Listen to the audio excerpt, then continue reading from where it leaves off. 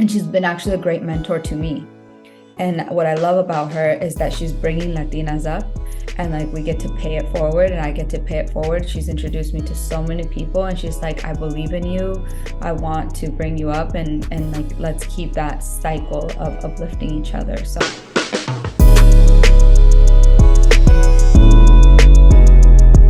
Hi, Nicole. Hi, Jana. Thank you Thank you. so No, thank you so much for your time. A pleasure to talk to you and to talk about a place in the field. Congratulations, because this is your first feature, right?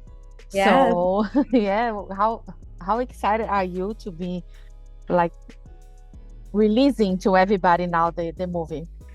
I'm really grateful that, not every film you make a movie and you hope people will watch it.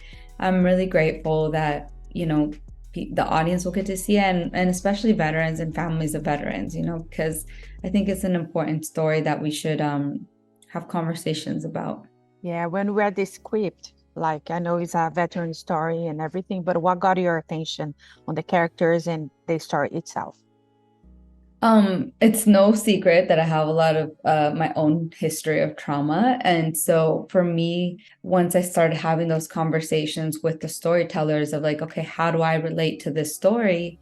I saw that the veteran experience and my experience, I'm not comparing, I'm not saying they're similar, but inherently the pain that you feel from witnessing, deaths or bombings or what I experienced sexually is like you have the same pain, and the journey of it's really difficult to communicate with someone about the pain, and then how do you start to let go of that is where I definitely connected to the story. Yeah, it's a beautiful story, and I noticed that Don Dipetta he also produced, he also helped on the script. How was this collaboration with him, and then why was he was the perfect person to play the main character? Yeah, Don Dipetta is a literal genius, and also unbelievable energy and compassion from that man. Because, we filmed during the pandemic, and not only was he the protagonist and carrying this film, but also caring for our entire cast and crew in a time that everyone said, okay, we're going to support you. We're going to go make this movie. We have no idea if we're going to die in the process, literally, because people didn't know really what COVID was then. It was like July, August of 2020. Was it 2020 or 2021? Can't remember anymore. 2020 2020 was the was worst year for the us. worst year. It was Yeah. 2020. That was the year. And so, in working together, he would challenge me to overly communicate, not just with him, but with the crew and the cast of like, what is your vision? How do you see my role, his role? And just allowing him the space to be able to open up and be vulnerable, because his character is really vulnerable. Yes, yes. And I was gonna ask about the challenges, but one of them is like filming during the pandemic. But aside from that, what was like the biggest challenge as a director for you? I think I've been talking about this a lot. I think it's like communicating between, so it was all women, the above the line was all women. So the cinematographer, the production designer, even Sochi came on as writer at the end. And there's always that balance of how do you challenge the status quo of the masculine and the feminine. And for me, it was like first off, getting these two male actors to really get in touch with their emotions and allow for them to have that vulnerability when typically in this world they haven't had that. Both of them are athletes. Don is a baseball player before an actor. Corey, the other protagonist, Herbert, is a professional golfer. So they're very like kind of like manly men. You could see with the beard and like the way that they dress with the Yeah, flannels. yeah. um but it was just having those conversations and allowing them to open up, and that was challenging, but also the most beautiful part of the process. And this was Corey's first film too. So working with the first time actor for a second lead, it was like, okay, how do you react to what is being presented right in front of you instead of what you think you're supposed to do? Yeah, no, I think both did a really good job, and I think was like you mentioned the cinematography. It's beautiful, especially that part that when they tell the story about the white sands, the it's a bride that she was trying. That's so beautiful. How was like filming that part? Like, Yeah. yeah, That was really fun, but also really hard because you don't realize how hard it is to film in sand.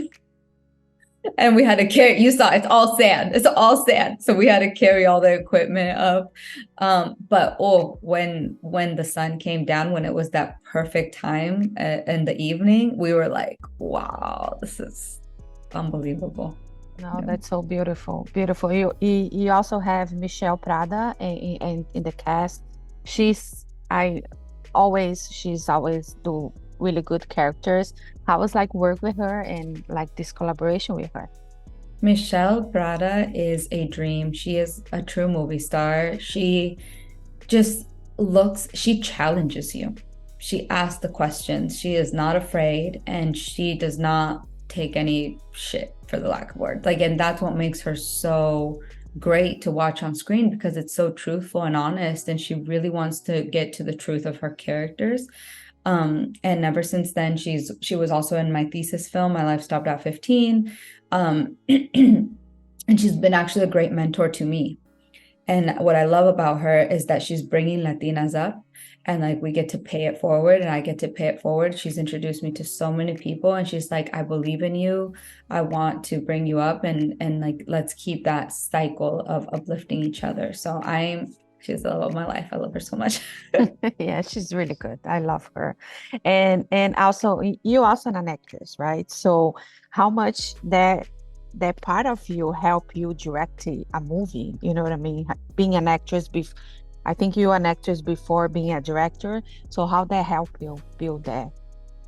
Just working with actors and seeing the truthfulness in the performances, you know. I never wanted to I didn't start directing so that I can act in my stuff. Like that was never my goal. Excuse me. But I think understanding the language of and the vulnerabilities that actors have to go through gives me more empathy and allows them the space to kind of like find their way, you know. Yeah, yeah, no, it's beautiful.